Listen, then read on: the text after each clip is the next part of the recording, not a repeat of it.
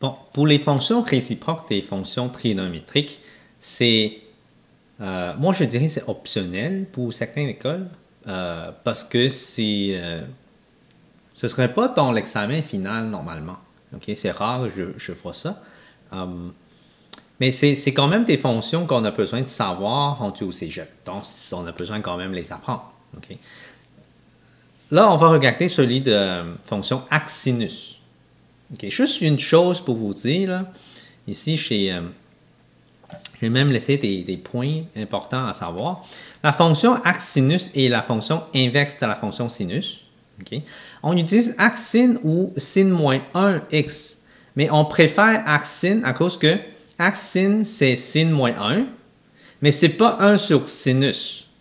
Okay? Ce n'est pas comme si c'est l'exposant à la moins 1. Okay? 1 sur sinus, c'est coséquent. Donc ça, c'est pas égal. Donc il faut faire attention. Arcsine, c'est sin à la moins 1, parce que sur calculatrice, c'est sin à la moins 1. On ne marque pas arcsine. Dans certaines calculatrices graphiques, c'est sûr qu'on a arcsine, mais calculatrice graphique, encore là, on ne peut pas utiliser au cégep. Donc, il faut familiariser avec une calculatrice scientifique. Donc, ici, c'est important. Okay? Arcsine égale à sin à la moins 1 et non 1 sur sin et non coséquente. Au secondaire, on étudie seulement la fonction de base, arcsine de x, donc h c'est 0, k c'est 0, a c'est 1, p c'est 1. Donc c'est toujours la fonction de base. Au secondaire, on étudie ça. Domaine, c'est de moins 1 à 1. Image, c'est de moins pi sur 2 à pi sur 2. Donc il faut on connaît c'est quoi le domaine et l'image.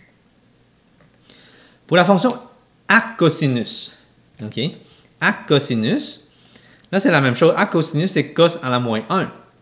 Ça, c'est la fonction inverse de la cosinus.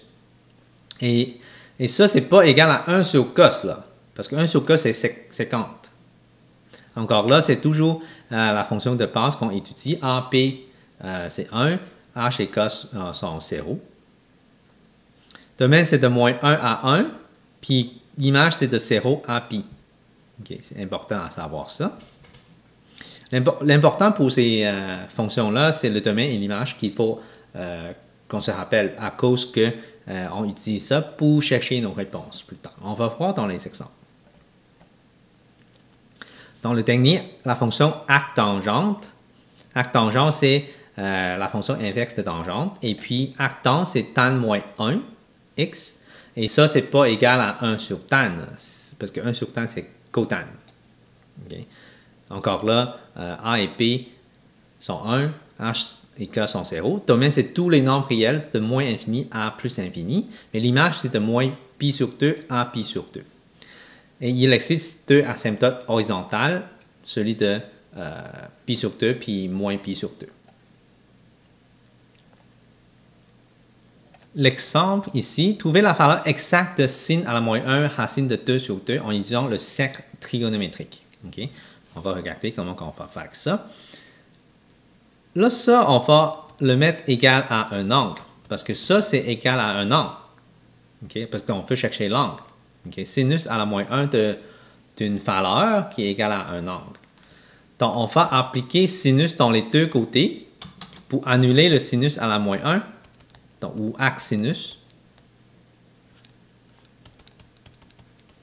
Donc ici, le sin et sin à la moins 1, ça s'annule. Ça reste racine de 2 sur 2 qui est égal à sinus θ. Sur le cercle trigonométrique, sinus θ, sinus c'est celui de y, qui est racine de 2 sur 2, on a pi sur 4. Okay? On va avoir seulement une seule réponse. Okay? On n'a pas de 3 pi sur 4. Pourquoi? Parce que l'image, c'est toujours entre moins pi sur 2 à pi sur 2.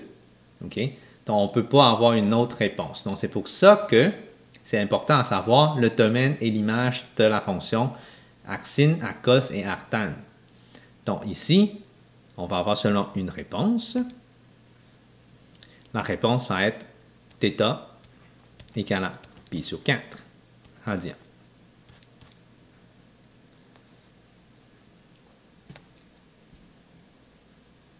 Dans le prochain, on trouve celui de cos à la moins 1 de racine de 3 sur 2. Donc ça, c'est on fait la même chose, en effet. On va regarder.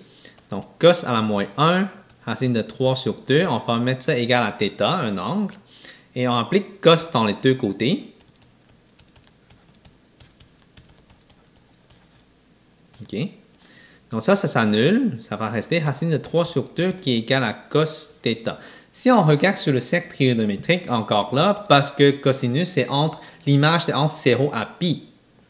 OK. Donc, pour avoir racine de 3 sur 2, racine de 3 sur 2 ici, on a soit ici pi sur 6 ou soit 11 pi sur 6. Mais l'image, c'est entre 0 à pi, donc on va avoir seulement une réponse, donc c'est pi sur 6. Donc on va avoir θ qui est égal à pi sur 6 radians.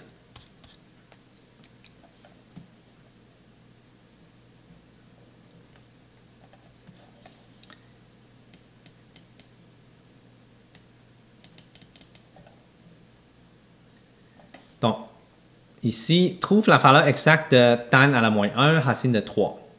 Donc maintenant, c'est tan à la moins 1. Si on regarde ça, donc je vais réécrire encore. Tan à la moins 1, racine de 3 égale à θ. Donc j'applique tan dans les deux côtés. Ça s'annule. Ça va rester racine de 3 qui est égale à tan θ. Lequel qui va nous donner racine de 3. OK? Là, si on regarde, il va nous donner, parce que c'est encore là, l'image, c'est entre moins pi sur 2 à pi sur 2. Donc, on va avoir seulement une réponse aussi. Donc, la réponse est pi sur 3. Donc, vous pouvez regarder sur le pi sur 3, si on met y sur x, y divisé par x, est-ce que ça donne racine de 3? C'est oui, mais c'est exact. OK? Donc, c'est ça que j'ai trouvé comme réponse pour cet exemple. Et le prochain, le dernier exemple, on veut calculer sinus de cosinus à la moins 1 de 1/2. Bon, c'est compliqué, mais on va regarder qu'est-ce qui est en dedans en premier. Cos à la moins 1 de 1/2, c'est égal à un angle. OK? Cet angle-là, si j'applique cos dans les deux côtés, ça donne 1/2 égale cos θ. Mais encore là, on va avoir seulement une réponse. Okay? Parce que pour cosinus, l'image, c'est entre 0 à pi. Donc, on va avoir seulement θ qui est égal à pi sur 3.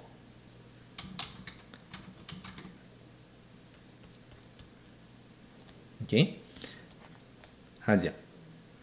Donc, une fois on a trouvé le θ, on va remplacer dans le sin ici. Donc, sin de cos à la moins 1, 1/2, c'est égal à sin à la pi sur 3. Sin à la pi sur 3 comme argument. Donc ça, si on regarde ça sur le cercle trigonométrique, sinus de pi sur 3, donc la valeur y de cet angle-là, ça nous donne racine de 3 sur 2. OK? Et ça, c'est ma réponse finale.